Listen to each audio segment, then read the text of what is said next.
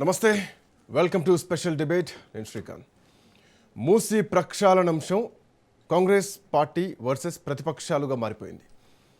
ముఖ్యమంత్రి తీసుకునేటువంటి ప్రతి నిర్ణయం వెనుక ఖచ్చితంగా రియల్ ఎస్టేట్ వ్యాపార ప్రయోజనాలే ఉంటున్నాయంటున్నారు అటు బీఆర్ఎస్ పార్టీ, ఇటు భారతీయ జనతా పార్టీ నేతలు.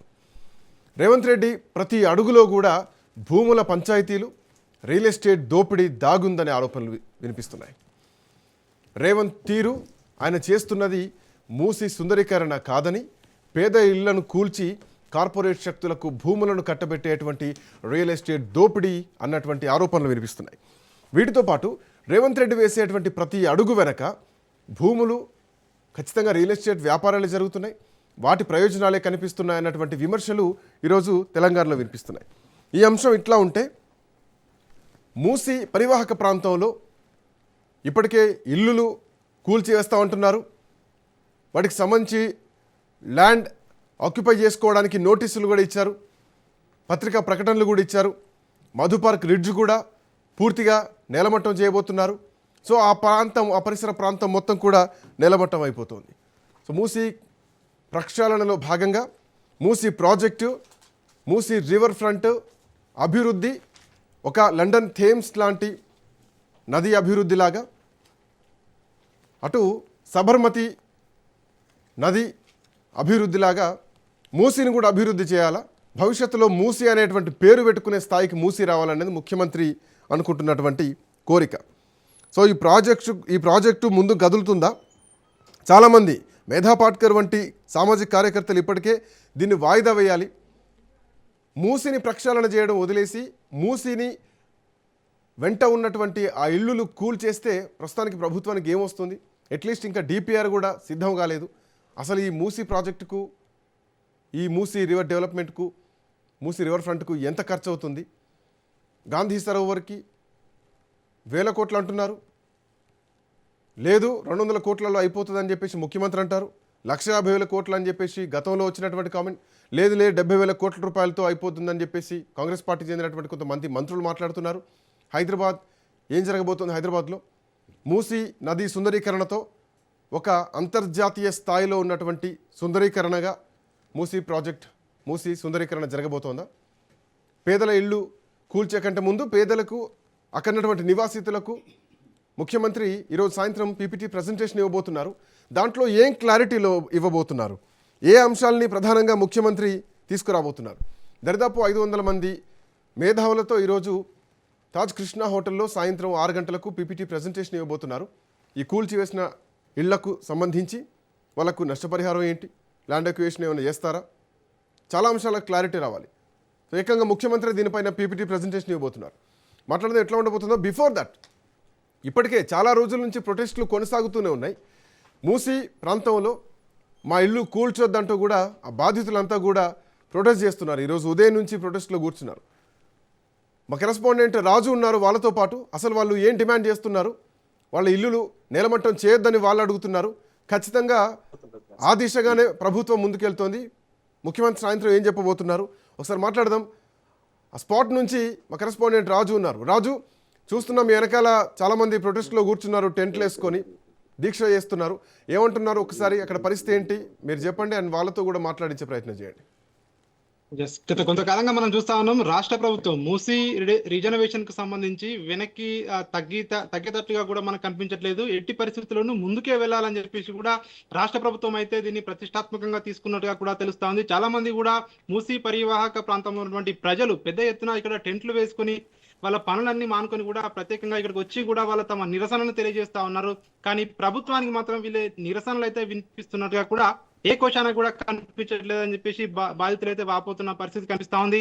సో ప్రస్తుతం ఇక్కడ మూసీ పరివాహక ప్రాంతంలో ఉన్నటువంటి శ్రీ సాయిరామ్ నగర్ కాలనీలో నేను ఉన్నాను. సో చాలా మంది కూడా ఉదయం నుంచి కూడా ఇక్కడ ప్లకార్డులు పట్టుకొని ప్రభుత్వానికి వ్యతిరేకంగా నినాదాలు చేస్తా ఉన్నారు. మాకు ఖచ్చితంగా మా ఇల్లు కూల్చకండి అని చెప్పి, మాకు అభివృద్ధి లేకున్నా పర్వాలేదు కానీ మేము ఉంటున్నటువంటి ఇల్లు కూల్చకండి అని చెప్పి కూడా వాళ్ళు వాళ్ళ కుటుంబ సభ్యులతో సహా వచ్చి కూడా వాళ్ళు ఇక్కడ నినాదాలు చేస్తున్న పరిస్థితి కనిపిస్తా ఉంది. మనం వాళ్ళతో మాట్లాడడం చేద్దాం, అసలు వాళ్ళు ఏమనుకుంటా ఉన్నారు అనేది. సో వాళ్ళ మాటల్లోనే నేను తెలిపే ప్రయత్నం చేస్తాను. సో ఇక్కడ కొంతమంది ఉన్నారు. సార్ చెప్పండి, మీరు ఎప్పటి నుంచి ఈ ధర్నా చేస్తా ఉన్నారు, అసలు ఏంటి ప్రభుత్వం ఏం చెప్పింది మీకు, సో మీరు ఏం చెప్తా ఉన్నారు? ఇప్పుడు ఏంటంటే ఇక్కడికి సాయిరామ్ నగర్ కాలనీకి ఈ మూసీ పరివాహక ప్రాంతంలో ఇక్కడ మొత్తం ఒక 20 కాలనీ వాళ్ళు ఉన్నారండి. ఇక్కడ పొద్దు నుంచి వచ్చాము మేము. ఆ, ము- ఏంటంటే మూసీ ఇది ఏమంటారు ప్రక్షాళన చేయడానికి మేమందరము ఓకే సహకరిస్తాము. మాకు మూసీ క్లీనింగ్ కావాలి, కానీ మూసీ ఏమంటారు ప్రక్షాళన పేరుతో మా ఇల్లు తీసుకోవడం మాత్రం మేము అందరం వ్యతిరేకిస్తున్నామండి.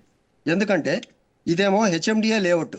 ఈ ఏరియాలో అంతా కూడా హెచ్ఎండిఏ ఇచ్చిన అప్రూవల్స్ తోటి ఇల్లు కట్టుకున్నారు. ఇప్పుడు హెచ్ఎండిఏ అంటే గవర్నమెంట్ సర్టిఫికేట్ ఇచ్చింది, ఇది క్లియర్ టైటిల్ ఉంది, అన్ని పర్మిషన్స్ ఉన్నాయి, మీరు తీసుకోండి అని. ఇక్కడ అంతా గవర్నమెంట్ ఎంప్లాయీస్, ఐటీ ఎంప్లాయీస్ ఇళ్ళు కొనుక్కున్నారు, ఫ్లాట్లు కొనుక్కున్నారు. కొనుక్కున్న తర్వాత అంటే గవర్నమెంట్ ఇచ్చిన సర్టిఫికేట్ తోటి ఇల్లు కొనుక్కున్న తర్వాత ఇప్పుడు మీరు బఫర్ జోన్లో ఉన్నారు ఏ విధంగా చెప్పగలుగుతారు? అంటే వ్యవస్థ ఎక్కడ తప్పింది? ఎవరిది తప్పు? గవర్నమెంట్దా తప్పు, కొనుక్కున్న ప్రజలదా? అది మేము అడుగుతున్నాం. కాబట్టి ఏంటంటే మీరు మూసి క్లీన్ చేయండి, మేమందరము సపోర్ట్ చేస్తాము, హర్షిస్తాము. బట్ మూసి పేరుతో గవర్నమెంట్ ఇచ్చిన అప్రూవల్స్ ఇళ్ళు మాత్రం మేము అస్సలు ఇవ్వడానికి ఎవరు రెడీగా లేరు. ఇది ఏంటంటే తీసుకోవడం ఎలాగుందంటే గవర్నమెంట్ మూసి పేరుతో రియల్ ఎస్టేట్ బిజినెస్ చేసేటట్టు ఉంది అని అందరూ అనుకుంటున్నారు.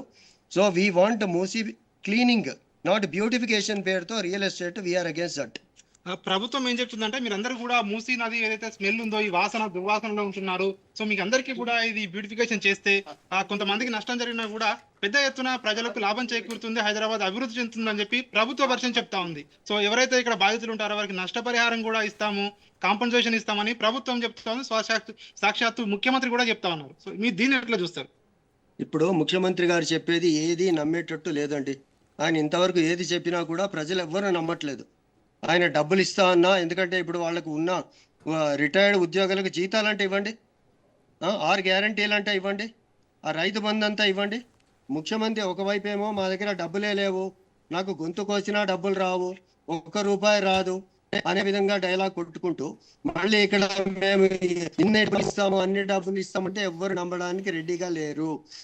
ఇంకొకటి ఏంటంటే వాళ్ళు ఇక్కడ కంపు అది ఇది అంటున్నారు కదా, మూసి కంపు చేసింది ఎవరు? ఇక్కడ ప్రజలు కాదు, గవర్నమెంటే. గవర్నమెంట్ ఎందుకు కంపు చేసిందంటే దీంట్లో మూసీలో ప్రజా వ్యర్థాలు చాలా తక్కువ, ఇండస్ట్రియల్ వేస్ట్లు చాలా ఉన్నాయండి.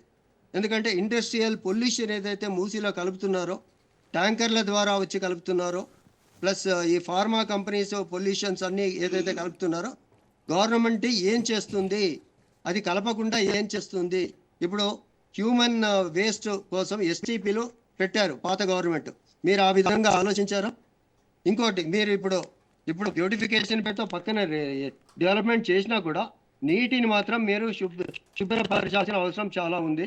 ఇండస్ట్రియల్ వేస్ట్ రాకూడదు, ఎస్టీపీలు కట్టాలా. ఇవన్నీ కడితే కనుక ప్లస్ ఏదో గోదావరి నుంచి అక్కడ నుంచి నీళ్లు, మల్లన్న సాగర్ నుంచి అక్కడ నుంచి నీళ్లు తెస్తా అంటున్నారు.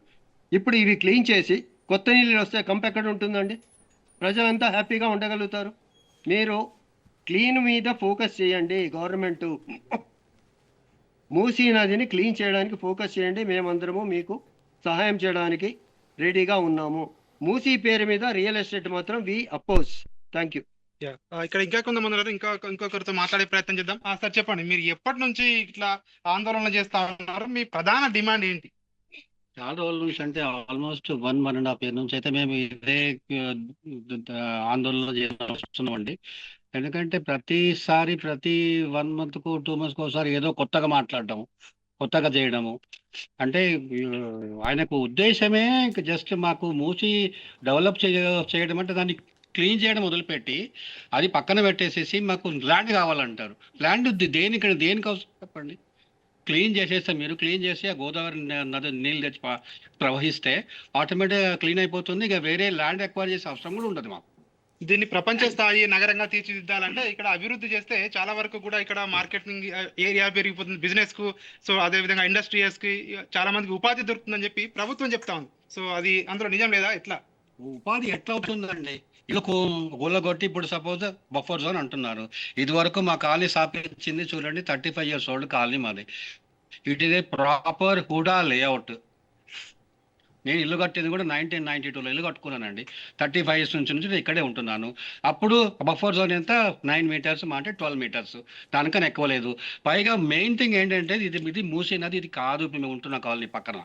మూసి ద్రవ్యలట్టి ఇది కేవలం వాగు మాత్రమే. ఈ మూస వాగు అంటారు దీన్ని. దానికి బఫర్ జోన్ 50 మీటర్స్ ఉండినే ఉంటుంది, అంటే అవసరం కూడా లేదు. అది వీళ్ళు ఇష్టానుసారంగా పెంచుతూ పోయి మాకు బఫర్ జోన్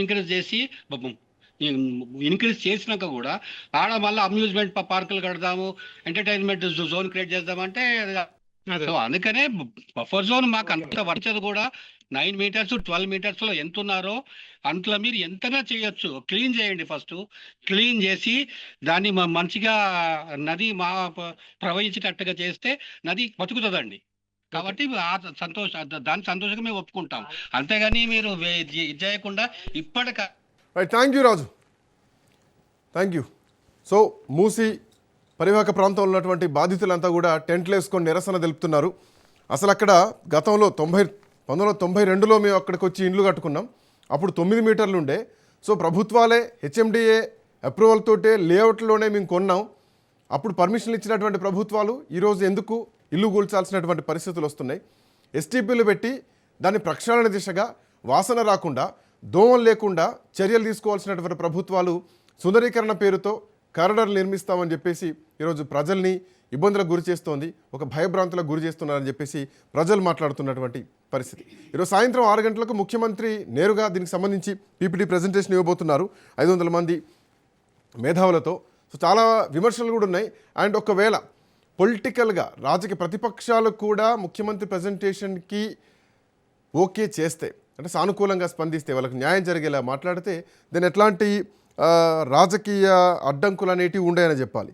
ఆ ప్రజలకు బాసరగా ఉండేలా ప్రభుత్వాలు నిర్ణయం తీసుకుంటే, లేదంటే మాత్రం అధికార పార్టీ చేసేటువంటి ఒక షోగా మిగిలిపోయేటువంటి ప్రమాదం ఉంటుంది. మరొక లగిచర్లాగా జరిగేటువంటి ఆ ప్రమాదం కూడా ఉండేటువంటి అవకాశాలని మాట్లాడదాం. చరణ్ కౌశిక్ గారు కాంగ్రెస్ పార్టీ అధికార ప్రతినిధి, అట్లాగే గౌతమ్ ప్రసాద్ గారు బీఆర్ఎస్ పార్టీ అధికార ప్రతినిధి, భారతీయ జనతా పార్టీ నుంచి శంకరరావు రవికుమార్ గారు కూడా అధికార ప్రతినిధి మనతో పాటు జాయిన్ అవుతున్నారు. చరణ్ కౌశిక్ గారు ఇప్పటిదాకా బాధితులు లైవ్లో మాట్లాడారు. సో వాళ్ళని ఒక భయంలోకి తీసుకెళ్తున్నారు, ప్రక్షాళన చేయకుండా, వాసన పోకుండా. గతంలో అంటే నేను కూడా కొంతమందితో మాట్లాడినా, బీఆర్ఎస్ పార్టీ ఉన్నప్పుడు కనీసం దోమలన్న లేకుండే, వాసన అంటే మాకు ఎప్పటికి ఉండేదే. బట్ ఈసారి ఆ దోమలతో కూడా ఇబ్బందులు పడుతున్నాం. ఈ ప్రభుత్వం అట్లాంటి చర్యలు తీసుకోకుండా మమ్మల్ని ఎందుకు భయపెట్టిస్తోంది, ఎందుకు మా ఇండ్లు గొలగొడుతోంది, అసలు వాళ్ళకు కనీసం ఆల్టర్నేట్ కూడా చూపించకుండా ఎందుకు ఇట్లా నిర్ణయాలు తీసుకుంటుందని చెప్పేసి బాధితులు మాట్లాడుతున్న పరిస్థితి. సో ఏం క్లారిటీ ఇవ్వబోతున్నది ఇవాళ? చాలా స్పష్టంగా ప్రభుత్వము ఒక సదుద్దేశంతో, ఎందుకంటే మూసీకి సంబంధించి ప్రపంచంలోనే అత్యంత కాలుష్యమైనటువంటి నదుల్లో 23వ స్థానం ఉంది. భారతదేశంలో 10 అత్యంతమైనటువంటి ప్రమాదమైన నదులు ఉంటే అందులో మూసీకి స్థానం ఉన్నది. కాబట్టి ఇట్లాంటి మూసిని పునర్జింపజేయాలని చెప్పి ప్రభుత్వం భావిస్తూ 55 కిలోమీటర్లు, మొదటి బేస్లో 9 కిలోమీటర్లు, తర్వాత 11 కిలోమీటర్లు, మొత్తం 55 కిలోమీటర్ల వరకు ప్రక్షాళన చేయాలి దశల వారీగా అని చెప్పి ప్రభుత్వం భావిస్తాం. దానిలో భాగంగా మొదటి అడుగు పడబోతా ఉంది. దానిలో ప్రధానంగా ఇక్కడ ఏదైతే పట్టణాల ద్వారా జీడీపీ అనేది 63% ఆదాయం వస్తూ ఉంది. 35% మంది ప్రజలు పట్టణాల్లో నివసిస్తూ ఉన్నారు. 2030 నాటికి 73% జీడీపీ పట్టణాల ద్వారా వస్తూ ఉంది. కాబట్టి అర్బన్ ఇన్ఫ్రాస్ట్రక్చర్ పెంపొందించుకునే ప్రయత్నంలో భాగంగా పంచభూతాలను కాపాడుకునే ప్రయత్నంలో ప్రభుత్వం ముందుకు పోతుంది. దానిలో భాగంగానే ఇప్పటికే హైడ్రాన్ తీసుకొచ్చి, అదేవిధంగా చెరువుల దగ్గర ఉన్నటువంటి నాలాలను కావచ్చు, బఫర్ జోన్లను కావచ్చు, అదేవిధంగా పూడికలను రక్షించే ప్రయత్నంలో ప్రభుత్వం ముందుకు పోతూ ఉంది. ప్రధానంగా ఉన్నత వర్గాలకు సంబంధించిన వాళ్ళు చెరువులకు సంబంధించినటువంటి వాటర్ను చెరువులో పోకుండా అడుగునే ప్రయత్నం చేస్తూ ఉంది. దాని ద్వారా పేద వర్గాలకు సంబంధించి ఇబ్బంది అవుతుందని చెప్పేసి మొదటి నుంచి కాంగ్రెస్ పార్టీ చెప్పింది. దానిలో భాగంగా హైడ్రా తీసుకొచ్చినప్పుడు కూడా పెద్ద ఎత్తున కాంగ్రెస్ పార్టీ మీద నిందలేసే ప్రయత్నం చేస్తే ఇప్పుడు హైడ్రా ద్వారా అద్భుతాలు క్రియేట్ అవుతాం. ఎందుకంటే మొన్న ఓల్డ్ సిటీలో ఉన్నటువంటి చెరువు కావచ్చు, మీరాలం చెరువు గారు కావచ్చు, తర్వాత నల్ల చెరువు కుకటిపల్లి కావచ్చు, తర్వాత అదే అంబర్పేటలో ఉన్నటువంటి ఏదైతే బతుకమ్మ కుంట చెరువు కావచ్చు, ఇవన్నీ కూడా పునర్జింపజేసారు బ్రహ్మాండంగా. అక్కడ ప్రజలంతా కూడా ఈవినింగ్ వాకింగ్ ట్రాక్ కావచ్చు, అదేవిధంగా ఆ పరిసర ప్రాంతాలను కూడా మెరుగైతున్న పరిస్థితి మనం చూస్తాం. అదే కాకుండా అర్బన్ ఫారెస్ట్ ఉండాలని చెప్పి ప్రభుత్వం భావిస్తాం. దానిలో భాగంగా ఫారెస్ట్ కావచ్చు, హైడ్రా ద్వారా చెరువులు కావచ్చు, అదే కాకుండా పబ్లిక్ ట్రాన్స్పోర్ట్ హైదరాబాద్ సంబంధించి 70% పబ్లిక్ ట్రాన్స్పోర్ట్ ఉన్నట్టయితే ఆ నగరం సుభిక్షంగా ఉంటుంది, ట్రాఫిక్ జామ్ కావు. ఎందుకంటే బెంగళూరు లాంటి నగరంలో 3 గంటల పాటు ట్రాఫిక్లో ఇబ్బంది పడడంతో ప్రధానంగా అక్కడ ఉన్నటువంటి కంపెనీలను కూడా వెళ్ళిపోతున్న పరిస్థితి మనం చూసినాం. కాబట్టి అట్లాంటి పరిస్థితి హైదరాబాద్ రావద్దని చెప్పి దాని మీద కూడా దృష్టి పెట్టి మెట్రోను విస్తరించుకునే ప్రయత్నంలో ప్రభుత్వం ముందుకు పోతూ హెచ్ఎండిఏ 2050 ప్రణాళికతో ముందుకు పోతాం. దానిలో భాగంగా ఎంఎంటీఎస్ కావచ్చు, ఆర్టీసీ కావచ్చు, మెట్రోను విస్తరించుకునే ప్రయత్నం జరుగుతుంది. ఇప్పుడు హైదరాబాద్ 20% మాత్రమే పబ్లిక్ ట్రాన్స్పోర్ట్ ఉన్నది. దాని భవిష్యత్తులో 50% పెంచే ప్రయత్నంలో ప్రభుత్వం ముందుకు పోతాం. అదే కాకుండా కార్ల వాడేవారు ఈ 10 సంవత్సరాల కాలంలో 400% పెరిగిరు.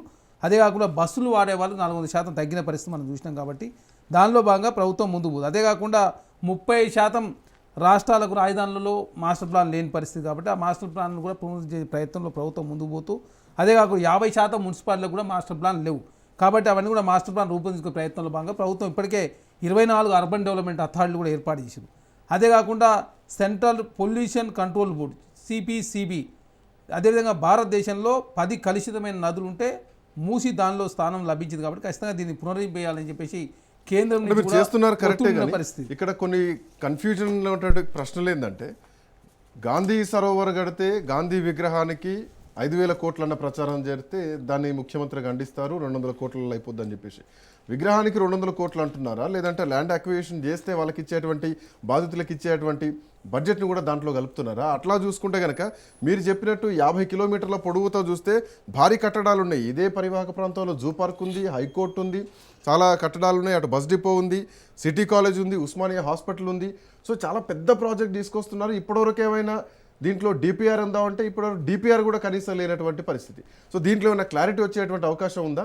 లేదు, ప్రతిపక్షాలు ఒకటే మాట్లాడుతున్నాయి, భూ కుంభకోణం జరుగుతోంది, ఎక్కడ ఏం ప్రాజెక్టులు తీసుకునేటువంటి పరిస్థితి లేదు, మొదలు పెట్టేటువంటి పరిస్థితి లేదు, రియల్ ఎస్టేట్ మీద పడ్డరు, పక్కా భూ కుంభకోణం అని చెప్పేసి ఈరోజు ప్రతిపక్షాలు మాట్లాడుతున్న పరిస్థితి.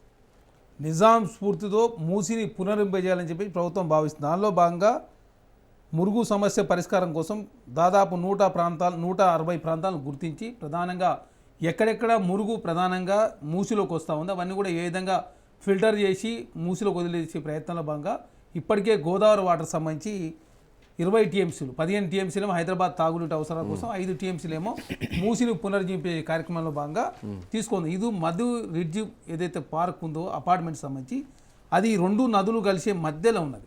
కాబట్టి అది ఖచ్చితంగా ఇబ్బంది అవుతుంది కదా, ఖచ్చితంగా దాన్ని అది బఫర్ జోన్లో ఉన్నది, ప్లస్ ఈ 2 మధ్యలో ఉంది కదా, దాన్ని తీసేసే ప్రయత్నం. ఆ మధు పార్క్ ప్లేస్లలో ఏదో గాంధీ గారి విగ్రహం పెడుతుందని చెప్పి ఏకంగా గాంధీ గారి మనవను కూడా తప్పుదారి పడించే ప్రయత్నం సోషల్ మీడియా వేదిక చేయడంతో తను కూడా స్పందించిన పరిస్థితి మనం చూసినాం. ఆల్రెడీ టూరిజానికి సంబంధించి 60 ఎకరాల ల్యాండ్ అక్కడ ఆల్రెడీ గాంధీ సరోవర్ సంబంధించి ఉన్నది. అందులో 20 ఎకరాలు మాత్రమే గాంధీకి సంబంధించినటువంటి స్టాచ్యూ కావచ్చు, గాంధీ సంబంధించిన మ్యూజియం కావచ్చు పడుతున్నారు. కానీ అక్రమ కట్టడాలు ఏవి కాదు కదా, వీళ్ళంతా పర్మిషన్ తీసుకున్నటువంటి నివాసాలే కదా. అక్రమ కట్టడాలు అయినప్పుడు మీరు చూస్తున్న షామీర్పేట సంబంధించినటువంటి ప్యారడైజ్ నుంచి షామీర్పేట వరకు ఏదైతే రోడ్ వైడింగ్ చేస్తాం దానికి సంబంధించి గజానికి 90,000 రూపాయలు రాష్ట్ర ప్రభుత్వం చెల్లిస్తూ ఉంది. అక్కడ మార్కెట్ వాల్యూ 1,10,000 రూపాయలు, వైట్ అమౌంట్ 90,000 రూపాయలు చెల్లించుడు, ఇన్కమ్ ట్యాక్స్ అదేవిధంగా రిబేట్ ఇవ్వడంతో ప్రధానంగా అందరూ స్వచ్ఛందంగా అదేవిధంగా ఇళ్ల స్థలాలను కూడా ఇస్తూ అదేవిధంగా ఆ స్కైవేకి సంబంధించినటువంటి మొత్తం ల్యాండ్ ఎక్విజిషన్ కూడా పూర్తయింది. అదే కొడంగల్ అంశం మిషన్లో ప్రధానంగా ఆనాడు కాంగ్రెస్ ప్రభుత్వం అక్కడ ఏదైతే ఇండస్ట్రీ పెడతామని చెప్తే గలాటకి ఈ రోజు ఎకరానికి 20 లక్షల రూపాయలు ఇస్తూనే జాగా విషయంలో 150 గదాలు అంటే 15 లక్షల రూపాయలు జాగాకు 6 లక్షల నుంచి 5 లక్షల వరకు ఇందిరా మిల్లు ఒక ఇంటికి ఒక ఉద్యోగం. మల్లన్న సాగర్లో వాళ్ళు ఎంత పరిహారం ఇచ్చారో ఇప్పుడు కాంగ్రెస్ ప్రభుత్వం ఎంత పరిహారం ఇచ్చిందో అసెంబ్లీ వేదికగా చర్చ చేస్తాం. ఇవన్నీ బయట మాట్లాడి అనవసరం టైం వేస్ట్ అని చెప్పి కాంగ్రెస్ పార్టీ భావిస్తాం. ఎందుకంటే ప్రజల చేత ఎన్నుకోబడ్డ ఎమ్మెల్యేలు పాయింట్ ఏంటంటే ఇక దీనిలో చాలా ఇంకా క్వశ్చన్స్ కూడా ఉన్నాయి. ముందు ప్రక్షాళన దిశగా అడుగేసి ఆ తర్వాత మీరు అక్యుపేషన్ పోవాలి, కానీ ముందే ల్యాండ్ అక్యుపేషన్ చేస్తున్నారు. ప్రక్షాళన అట్లాగే ఉంది. ఇది ఎంత టైం పట్టుద్ది? ఇప్పటికిప్పుడు అయ్యేటువంటి పరిస్థితి కాదు. ఇది చాలా కాలం పాటు సుదీర్ఘంగా నడిచేటువంటి ప్రయాణం. ఎందుకు ముందే ఇండ్ల మీదకి ఎందుకు పోతున్నారు? ముందే ఇండ్లు ఎందుకు కూలగొడుతున్నారు? ముందే ల్యాండ్ అక్విజిషన్ ఎందుకు చేస్తున్నారు? ఇది మొత్తం కూడా భూమిని తీసుకునేటువంటి ప్రయత్నమే కదా. అసలు కనీసం నీళ్లకు సంబంధించి మూసి మురుగునీరును శుద్ధి చేయాలంటే ఎస్టీపీ లెవెన్ ఇప్పటివరకు కాంగ్రెస్ పార్టీ అధికారంలోకి వచ్చిన తర్వాత నిర్మించిందా? ఎస్టీపీల విషయంలో చర్యలు తీసుకుందా? గతంలో బీఆర్ఎస్ పార్టీ పెట్టిన ఎస్టీపీలే ఇప్పటికీ కొనసాగుతున్నాయి కదా. ఇప్పుడు ప్రణాళికబద్ధంగా అనాలి లేదు కాబట్టి మూసి తోటి ప్రధానంగా హైదరాబాద్ ప్రజలు కావచ్చు, రంగారెడ్డి ప్రజలు కావచ్చు, నల్గొండ జిల్లా ప్రజలు ప్రధానంగా నల్గొండ జిల్లాకు సంబంధించి మోస్ట్ ఎఫెక్టెడ్ అవుతుంది. అక్కడ ప్రధానంగా లాస్ట్ కుండలు తయారు చేస్తే కుండలు కూడా తీసుకోలేని పరిస్థితి. కళ్ళు గీస్తే ఆ మూసి వాటర్ ద్వారా కళ్ళు ఏదైతే చెట్లు తీసుకుంటున్నాయి కాబట్టి ఆ కళ్ళు తాగితే జబ్బులు వస్తాయి, కళ్ళు తాగని పరిస్థితి. వరి పంట కావచ్చు, చేపలు పండించే లాస్ట్ గర్భం దాలిస్తే మహిళలకు సంబంధించి గర్భం పోతా ఉంది. అదే కాకుండా అక్కడ ఉన్నటువంటి ఆడపిల్లలు కాదు మగపిల్లలు పిల్లలేని పరిస్థితి వచ్చింది కాబట్టి ఖచ్చితంగా మూసిని పునరుజ్జీవించాలని ప్రభుత్వం భావం. ఎందుకంటే యాదగిరిగుట్ట కావచ్చు, ఆలేరు కావచ్చు, భువనగిరి ప్రాంతంలో ముఖ్యమంత్రి గారు పర్యటన చేసిండు ఈ విషయంలో. అక్కడ చాలా బాధితులు వచ్చి చెప్పిన తర్వాత మూసి సంబంధించి ఖచ్చితంగా పునరుజ్జీవించాలి. దీని ద్వారా పర్మనెంట్ సొల్యూషన్ లభించబోతాం. అదే కాకుండా నైట్ ఎకానమీ క్రియేట్ అవకాశం కాబట్టి విదేశాల్లో కూడా ఆల్రెడీ ఒక బృందాలుగా అధికారులు కావచ్చు, తర్వాత ప్రభుత్వం తరఫున అదేవిధంగా ఎంపీల బృందం కావచ్చు, ఆ మూసి ఎఫెక్టెడ్ ఎమ్మెల్యేలు కావచ్చు, అంతా కూడా ఆల్రెడీ విదేశాలకు పోయొచ్చారు. అదే కాకుండా ఇప్పటికే కేంద్ర ప్రభుత్వము గుజరాత్లో అదే సబర్మతి రివర్ని ప్రక్షాళన చేసిన దాదాపు 10,000 కుటుంబాలను కావచ్చు, 60,000 కుటుంబాలను తరలించిన పరిస్థితులు మనం చూసినాం. గంగానది ప్రక్షాళన చేసి యమునా నది ప్రక్షాళన చేస్తామని చెప్పారు. కాబట్టి హైదరాబాద్లో మూసి నదిని పునరుద్ధరణ చేసుకున్నట్లయితే ఖచ్చితంగా అది భవిష్యత్తు తరాలకు ఉపయోగకరంగా ఉంటుంది. నైట్ ఎకానమీ క్రియేట్ అయ్యే అవకాశం ప్రపంచంలో ఎక్కడ కూడా 24 గంటల పాటు ఎకానమీ క్రియేట్ చేసేది ఎక్కడ కూడా లేవు. ఓన్లీ 12 గంటల పాటు మాత్రమే ఉంది. కాబట్టి భవిష్యత్తులో హైదరాబాద్ రూపురేఖలు కూడా మారబోతా ఉన్నాయి. కాబట్టి ఖచ్చితంగా ప్రభుత్వం ఎవరి నుంచి అయితే భూములు తీసుకుని వాళ్ళకి పరిహారం ఇచ్చే విషయంలో అవసరం అంటే అందరం కూర్చొని మాట్లాడతాం. పెంచడానికి కూడా ప్రభుత్వం సిద్ధంగా ఉంది. మనం మాట్లాడుతాం అంటే ప్రతిపక్ష పార్టీలు మాత్రం అసెంబ్లీ వేదికగా చర్చగా రాకుండా అనవసరంగా ఈ మూసిని పునరుద్ధరణ చేసినట్లయితే 41 నియోజకవర్గాలకు ప్రయాణం జరుగుతుంది. దాని ద్వారా కాంగ్రెస్ పార్టీ ఎక్కడ లబ్ధి జరుగుతున్న ఒక దురుద్దేశంతో దీన్ని అడ్డుకునే ప్రయత్నంలో బీఆర్ఎస్ పార్టీ భారతీయ వాస్తవం మూసి ప్రక్షాళన జరగడం అందరికీ ఆమోదించాల్సినటువంటి విషయం. ఎందుకంటే మూసి ప్రక్షాళన జరగాలి, మూసి సుందరీకరణ జరగాలి, మూసి పునరుజ్జీవనం, ఈ 3 మాటలు ముఖ్యమంత్రి అంటున్నారు గౌతమ్ ప్రసాద్ గారు. ఇది ఒక ఎకలాజికల్ ప్యూరిఫికేషన్ లా చూడాలా, లేదంటే దీన్ని ఎట్లా చూడాలి? ల్యాండ్ అక్విజిషన్ జరుగుతోంది ఒకవైపు, లేదు ఖచ్చితంగా ఇది ఒక థేమ్స్, లండన్లోని థేమ్స్ నగరంలో ఉన్నటువంటి రివర్ లాగా చేస్తూ ఉంటున్నారు, మూసి రివర్ ఫ్రంట్ డెవలప్మెంట్ చేస్తామని మాట్లాడుతున్నారు. సో ఒకవైపు ఏమో భూ కుంభకోణం జరుగుతుందని చెప్పేసి మీరు మాట్లాడుతున్నటువంటి పరిస్థితి. ఈవెన్ ఒకవేళ నిజంగా అట్లాంటి పరిస్థితి వస్తే చూడాలన్నటువంటి కోరిక అందరికీ ఉంటుంది. ఒక అంతర్జాతీయ స్థాయిలో సుందరీకరణ జరుగుతుందంటే హైదరాబాద్ వైపు ఖచ్చితంగా ప్రపంచం అంతా చూసేటువంటి పరిణామాలు ఉంటాయి. సో ఎట్లా చూస్తున్నారు శ్రీకాంత్ గారు? ఈరోజు అంటే మూసి పరివాహక ప్రాంతం అంతా అభివృద్ధి చేస్తామని చెప్పేసి ఏదైతే ప్రభుత్వం చెప్తుందో, అభివృద్ధి చేయడానికి అక్కడున్న ప్రజలు ఎవరు కూడా వ్యతిరేకంగా లేరు. కానీ ఈ పేరుతోని జరుగుతున్న భూకుంభకోణం అనేది ప్రధాన చర్చ. ఇప్పుడు థేమ్స్ లాంటి ప్రాంతంలో కావచ్చు, లేదా ప్రపంచవ్యాప్తంగా నదీ పరివాహక ప్రాంతంలో ఉన్న నివాసితులు ఎవరైతే ఉన్నారో ఆ నివాసితుల్ని ఎవరిని కూడా ఖాళీ చేయకుండా, తీసేయకుండా ఆ ప్రాంతాలని అభివృద్ధి చేసిన చరిత్ర ఈ ప్రపంచంలో ఉంది. అదేవిధంగా ఇంతకుముందు అప్పుల విషయంలో ఒక జర్నలిస్టు రేవంత్ రెడ్డి గారిని, ముఖ్యమంత్రి గారిని అడిగినప్పుడు ఎట్లా అప్పులు తీరుస్తానంటే కొత్త అప్పుల్ని చేయకపోవటమే అప్పుల్ని తీర్చడం అని చెప్పేసి మాట్లాడండి. నేనేమంటున్నానంటే మూసీ నదిలోకి కొత్తగా మురికి నీరు చేరకుండా చేయటమే మూసీ బ్యూటిఫికేషన్. మూసీలోకి ఒకవైపు అన్ని రకాల వ్యర్థ పదార్థాలు కావచ్చు, చెడు పదార్థాలు కావచ్చు, ప్రతిదీ దాంట్లో పోయేటట్లు చేసి పోవడానికి అన్ని అవకాశాలు కల్పించి నేను కొత్తగా ఈరోజు నేను బ్యూటిఫికేషన్ చేస్తానని చెప్పేసి అనే మాటల్లో ఎక్కడైనా హైదరాబాద్ నుంచి 1 కోటి లీటర్ల వ్యర్థాలు ఇవన్నీ ఇళ్లలోంచి వచ్చేటువంటి డ్రైనేజ్ వాటర్ కానీ, డిటర్జెంట్ వాటర్ కానీ, లేదంటే మురుగునీరు కానీ, డ్రైనేజ్ వాటర్ కానీ, ఇవన్నీ కూడా మూసీలో పోతాయి. అన్ని రకాల వ్యర్థాలు మూసీలోకి పోతాయి. వీటికి ప్రత్యామ్నాయ మార్గాలు వెతికి నువ్వు మూసీని బ్యూటిఫికేషన్ చేస్తున్నావు అంటే నమ్మడానికి అవకాశం ఉంది. ఈ వ్యర్థాలు ఎక్కడికక్కడ అటు పోతూనే నేను బ్యూటిఫికేషన్ చేస్తానని చెప్పేశానంటే దాంట్లో ఎంతవరకు నమ్మదగిన మాటలు ఉన్నాయో మీరు అర్థం చేసుకోండి. ఇందాక నేను కౌశిక్ గారు మాట్లాడుతుంటే ప్రతి మాట నేను చాలా కీన్గా వింటున్నా. మొదటి దశ మాటల్లో తాడి చెట్టు ఎందుకు ఎక్కినావు అని చెప్పేశానంటే దూడ మేత కోసం అని చెప్పేసి మాట్లాడింది తప్ప దాంట్లో ఒక్క మాట అన్న బ్యూటిఫికేషన్కి సంబంధించి మాట్లాడింది నాకు కనపడలేదు. అంటే ఈ బ్యూటిఫికేషన్లో మీరు 1,50,000 కోట్ల రూపాయలు కేటాయిస్తామంటున్నారు. 1,50,000 రూపాయల కోట్ల కేటాయింపులో డిపిఆర్ ఎక్కడుంది? మీరు అబద్ధాలు చెప్పడానికి కనీసం ప్రజల ముందుకి లక్షలాది మంది, కోట్లాది మంది ప్రజలు మనల్ని చూస్తున్నారే, వాళ్ళు మన మాటల్ని గమనిస్తున్నారే, ఈ మాటలు చెప్పేటప్పుడు మనం ఒళ్ళు దగ్గర పెట్టుకొని మాట్లాడాలనే అనేది కనీసం కూడా జ్ఞానం లేకుండా మాట్లాడితే ఎట్లా? ఈరోజు ఏం పీపీటీ ఇస్తాడు రేవంత్ రెడ్డి గారు? ప్రత్యామ్నాయంగా ఎక్కడైనా మురికిని సైడ్ పాస్ చేస్తున్నారా? చేసేటట్లుందా? మీరు చూడండి, మనం ఒక రోడ్డు బాగు చేస్తేనే, కొత్తగా రోడ్డు వేస్తే రెండు వైపులా ఉన్న రోడ్డుని ఒకవైపు మూసేసి ఇంకో వైపుని క్లియర్ చేసి రెండు రావడానికి పోవడానికి ఒకవైపు క్లియర్ చేస్తారు, రెండోది బాగు చేస్తారు. ఇక్కడ మూసిలో ప్రత్యామ్నాయ మార్గాలు నువ్వు ఏం చేసి కొత్తగా నీరు చేరడానికి నువ్వు అవకాశం కల్పిస్తున్నావు? పాత నీరుని ఎట్లా తీస్తున్నావు? కొత్త నీరుని వచ్చేటట్లు ఎట్లా చేస్తున్నావు? అదే విధంగా ఇప్పుడు నేనేమంటున్నానంటే ప్రక్షాళన జరిగితేనే కదా ఇప్పుడు గోదావరి నుంచి ఎన్ని మధు టీఎంసీల నీళ్ళు ఈవెన్ మీ పార్టీ హయాంలో కూడా గోదావరి నుంచి మూసీలకు నీళ్ళని తీసుకురావడానికి మేము ప్రయత్నాలు చేస్తున్నాం, మేము డిజైన్ చేస్తున్నాం, గోదావరి నీళ్ళని మూసీలోకి మరలిస్తాం, మూసీ ప్రక్షాళన ఇస్తాం అని చెప్పేసి మీరు కూడా అన్నారు. శ్రీకాంత్ సో దానికి శ్రీకాంత్ గారు. వ్యూహం ఏంటి, ప్లాన్ ఏంటన్నది ఇప్పుడు అర్థం కాదు. శ్రీకాంత్ గారు ఇప్పుడు అదే నేను చెప్తున్నా, అదే అంటున్నా. ఈ దాదాపు 50 కిలోమీటర్ల పొడవు ఏదైతే ఉందో ఈ పొడవు మొత్తం కూడా అనేక మంది లక్షలాది మంది ప్రజల నివాసమై ఉన్నారు. ఈ లక్షలాది మంది ప్రజల నివాసాలని కూలగొట్టి దాని కొత్తగా మేము చేసే బ్యూటిఫికేషన్ ఏంటి అనేది ప్రశ్న వచ్చింది. అంటే ఇదే దానికి సంబంధించి 2 సార్లు గతంలో ఉన్న మా ముఖ్యమంత్రి కేసీఆర్ గారు 2-3 సార్లు దాని మీద రివ్యూ చేసి, అంటే కొన్ని లక్షల మంది కుటుంబాలు పోతున్నాయి కదా అని చెప్పేసి మాట్లాడినప్పుడు దీనికి ఒక కమిటీ వేశారు. కమిటీ వేసిన తర్వాత కేటీఆర్ గారి నాయకత్వంలో సబ్మిషన్ చేసిన తర్వాత దాదాపు సుమారు ఒక 4 లక్షల మందికి ఎఫెక్ట్ అవుతుందని చెప్పేసి రిపోర్ట్ ఇచ్చిన తర్వాత మనకు ప్రజల యొక్క జీవన విధానం ఇంపార్టెంటా లేకపోతే దాని బ్యూటిఫికేషన్ ఇంపార్టెంటా అని చెప్పేసి అనుకున్నప్పుడు ముఖ్యమంత్రి గారు క్లియర్గా చెప్పింది ఏంటంటే దీన్ని ఆపేసేయండి అని చెప్పిండు.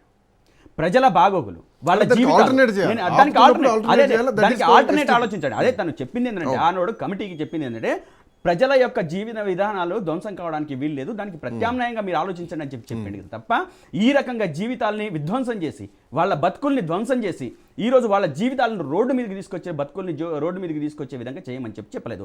మధు పార్క్ రిడ్జ్ ఈరోజు కౌశిక్ గారు చెప్తున్నారు. మధు పార్క్ రిడ్జ్ వాళ్ళు దాదాపు 15 సంవత్సరాలు 16 సంవత్సరాల నుంచో ఉంటున్నామని చెప్పేసి అంటున్నారు. ఈ 15-16 సంవత్సరాల్లో అనేక సార్లు వరదలు వచ్చినాయి, కానీ ఒక్క నీటి చుక్క కూడా వాళ్ళ బిల్డింగ్ తగలలేదు.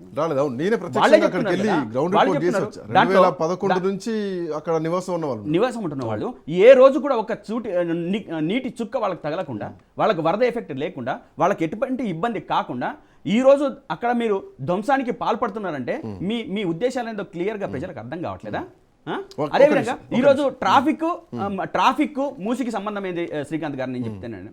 ప్రజల జీవన విధానం బాగుపడాలని అంటే జీవన ప్రమాణాలు బాగుపడాలంటే దానికోసం ఏం చేయాలని చెప్పేసి ఆలోచించాలి తప్ప ఈరోజు మూసీని కావాలని చెప్పేసి ముందుకు తీసుకొచ్చి అదేవిధంగా అక్కడ ఉన్న ప్రజల జీవితాలని ధ్వంసం చేయడం కాకుండా అడుగుతున్నాను. రవికుమార్ గారు కూడా జాయిన్ అయ్యారు. శంకరరావు రవికుమార్ గారు, భారతీయ జనతా పార్టీ అధికార ప్రతినిధి. రవికుమార్ గారు నమస్తే, గుడ్ ఆఫ్టర్నూన్. ఎస్టీపీలు పనిచేయట్లేదు ఒకవైపు, ఇంకోవైపు ఎస్టీపీలు పెట్టకుండా ప్రక్షాళన చేయకుండా మూసీ సుందరీకరణ అంటున్నారు, మూసీ ప్రక్షాళన అంటున్నారు, మూసీ పునరుజ్జీవం అంటున్నారు. మాటలు 3-4 రకాలుగా వస్తున్నాయి. సో లక్షలాది మంది నివాసాలు కోల్పోతున్నాయి, ఇండ్లు గూలగొడుతున్నారు, ల్యాండ్ అక్విజిషన్ జరిగిపోతుంది. మధుపర్ రిడ్జ్ కానీ లేదంటే ఈరోజు మూసీ పరివాహక ప్రాంతంలో ఉన్నటువంటి సాయినగర్ చెందినటువంటి వాళ్ళు కానీ వీళ్ళంతా కూడా ప్రొటెస్ట్ చేస్తున్నారు. బట్ ప్రభుత్వం మాత్రం ముందుకెళ్తోంది. మొదటి దశ పనులు స్టార్ట్ అయినాయి, మొదటి అడుగుబడింది మూసీ సుందరీకరణ కోసం అని చెప్పేసి ప్రభుత్వం మాట్లాడుతున్నటువంటి పరిస్థితి. ఎట్లా చూస్తున్నారు? భారతీయ జనతా పార్టీ ఏం చెప్తోంది?